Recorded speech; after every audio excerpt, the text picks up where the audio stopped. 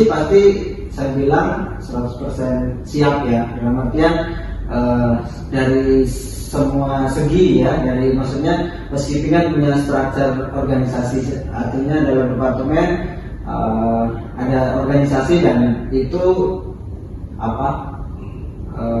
running well, artinya semua posisi bisa bekerja sesuai dengan job desk masing-masing ya kan. Kalau di Jatra alhamdulillah dengan okupansi ya alhamdulillah 2 bulan ini udah normal ya, dibilang normal, karena per awal tahun kemarin sempat drop banget ya dengan kebijakan pemerintah, dengan segala macam ekonomi global lah ya yang nggak menentu, okupansi turun. Tapi alhamdulillah di 2 bulan terakhir ini, dan ya kita harap sampai akhir tahun lah ya okupansi normal. Jadi kesiapan kami pasti siap gitu ya, dengan menu yang ada, dengan job desk masing-masing udah ngerti, dan saya yakin housekeeping Grand Jatra Hotel Balikpapan memang udah profesional. Artinya sekali ini udah dipersiapkan untuk menghadapi kondisi seperti ini ya. Hari ini kan dari beberapa hari lalu ada Dekarnas ya, Dekarnas. Jadi ya bagus sih. Mas saya sih kendala di housekeeping departemen, misalnya kayak sesuatu kendala nih selama Mas berada di departemen. Iya, kalau sensitif saya bilang enggak. Ya, tapi ya oke. Jadi kendala setiap pekerjaan pasti ada kendala. Ya. Kalau yang saya alami di housekeeping pastinya karena okupansi ya yang Grand Jatra Hotel Balikpapan alhamdulillah ramai. Biasanya kendalanya hanya di waktu ya, artinya back to back kamar seperti itu. Jadi kadang-kadang tamu belum check out ya, yang check in datang gitu kan. Jadi otomatis yang tamu yang mau check in kan harus nunggu dulu gitu kan. Jadi pas begitu ini check out ya, tamu yang lama check out, jadi harus segera kita bersihkan. Nah, kendalanya seperti itu ya. Tapi ya saya bilang tadi, dengan kita punya program, kita punya plan, ya alhamdulillah itu bisa teratasi kayak gitu. Jadi ketika bekerja. Oke. Jadi pastinya saya sebagai housekeeping manager ya punya plan-plan yang saya jalankan untuk mengefisiensi waktu, pekerjaan dan segala macamnya ya. Jadi pastinya saya punya program-program yang unggulan lah ya buat teman-teman rumah attendant, public area, yang laundry dan sebagainya, untuk bisa efisiensi waktu ya.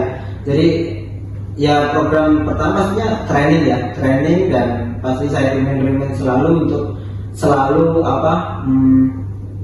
menjalankan job desk, menjalankan pekerjaan sepenuh hati ya. Sepenuh hati artinya jangan setengah-setengah gitu kan.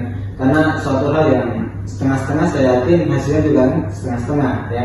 Jadi pertama pasti training dan coaching ya. Ketika kita udah training well, tapi ternyata di perjalanan atau di area ada problem atau ada minor yang kesalahan yang minor ya, saya bilang bisa saya panggil biasanya untuk coaching, untuk mengingatkan kembali mereka agar kembali ke job desk yang sudah ditentukan. Seperti itu.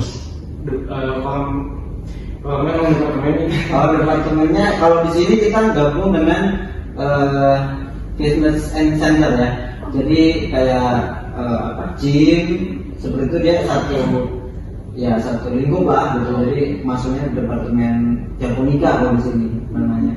Baik Mas, terima kasih untuk penjelasannya terkait housekeeping. Ini selanjutnya ada beberapa pertanyaan terkait minor departemen. Nah, yang pertama, bagaimana sih kondisi fitness departemen di Jatra? Nah, yang saya dengar tuh di Jatra tuh punya nih departemen yang isinya kayak tempat-tempat fitness, tempat gym, sama macam itu. Nah, buat kondisi sekarang tuh gimana sih? Ya, jadi fitness dan segala macamnya itu kan termasuk sarana penunjang ya, atau komplimen for guys lah ya, yang di sini udah bisa menikmati kolam renang, fitness ya, dan jacuzzi itu apa ya, kayak kolam renang tapi airnya panas gitu ya, kayak buat sauna gitu ya.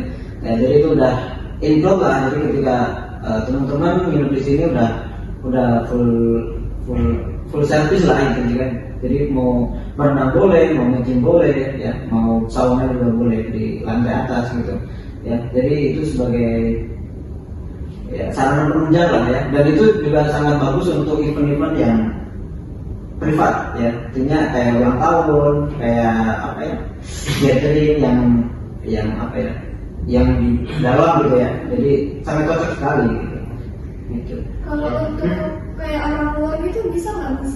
Orang boleh, Gitu. boleh, tapi iya ada ini, boleh. Nah, kita juga nge-gym pun boleh, nge-gym renang itu boleh, ada membernya, ada kayak member gitu, ada, boleh. Di fitness departemen dalam pengembangan kegiatan. Nah, seperti saya bilang tadi, Ya. jadi fitness dan ruang lingkup itu jadi sarana penunjang. Artinya kalau tamu nginep itu biasanya di set dulu lah ya, hotel. Misalkan nih hotel Regency Atau Balikpapan nih, fasilitasnya apa sih gitu kan? Nah, jadi itu juga jadi sebagai apa ya, pendukung lah. Jadi penarik tamu ibaratnya gitu kan? Untuk pertanyaan terakhir nih Mas, ya. Apakah pernah ada kendala atau kendala apa saja yang ada di finance department? Kayak kendala yang pernah terjadi selama Mas bekerja di sini. Oke. Kalau kendala paling overload ya.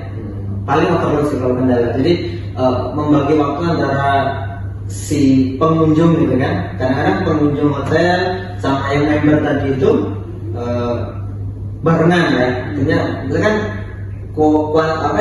kuantitinya kan 100 orang misalkan ya. Ternyata yang datang 110 atau lebih lah dari 100. Nah, itu kendalanya hektik di situ. Jadi kadang-kadang ya mulai tamu komplain, kok saya nggak kebagian, karena ya overload tadi kan, ibaratnya udah harusnya dia nge-gym di bench press misalkan nggak dapat karena antriannya panjang seperti itu. Itu sih kendala-kendalanya kalau yang di area fitness itu biasanya karena overload si pengunjungnya. Cara Gitu. untuk mengatasinya itu gimana ya Mas? Ya, caranya pasti kita arahin ya sebenarnya kan, ya makanya fitness sama kolam renang itu kan pas depan-depanan ya. Jadi langkah kita ya pasti kita urai dulu ya. Mungkin sebagian kita arahkan ke pool dulu, Pak. Ini mungkin berenang dulu, jadi gantian ya. Ini saat ada yang berenang, nanti selesai yang gym berenang, baru yang renang jadi nge-gym. Wajah ditukar lah. Jadi ibadah diurai ya. Mungkin ada yang sauna dulu. Dan di situ kan juga ada kafe ya, maksudnya kafe. Mungkin diarahkan juga ngopi-ngopi dulu dan sebagainya. Oke, baik. Mungkin itu aja Mas pertanyaan terkait tinggal departemen. Nah, sebagai penutup Mas, dari Mas Tio sendiri, apakah ada pesan nih untuk mahasiswa perhotelan? Mungkin kayak saran dan pesan untuk mahasiswa perhotelan yang ada di Balikpapan. Baik, siap.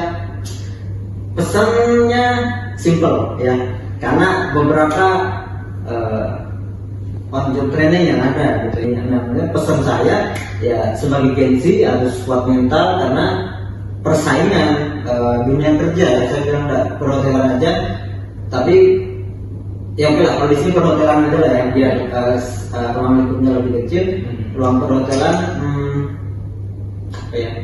kompetitifnya lebih tinggi saya bilang ya, karena lulusan baru itu akan bermunculan ya kan dengan skill yang mereka miliki gitu kan, dengan dari sekolah mana pasti punya unggulan. Nah itu yang harus disiapkan ya. Tapi yang paling penting adalah mental dulu gitu. Harus mental baja ya, jangan sedikit dimasukkan hati ya. Kalau sekarang kan gitu, sedikit masukkan hati, sedikit ngedown ya, sedikit buat status gitu kan ya. ya saya nggak ngomongin teman-teman ya, saya secara umum aja gitu ya. Jadi beda sama zaman saya dulu gitu kan. Dulu dibentak-bentak gitu, tapi kita jangan lihat dibentaknya, tapi apa sih yang tujuan beliau itu bentak gitu kan. Tujuannya apa? Untuk mempersiapkan kita untuk menghadapi dunia kerja yang sesungguhnya gitu. Jadi karena saya sering bilang saya memang Anda memang anak OJT, anak PKL, tapi saya perlakukan sebagai karyawan. Artinya namanya juga on job training ya.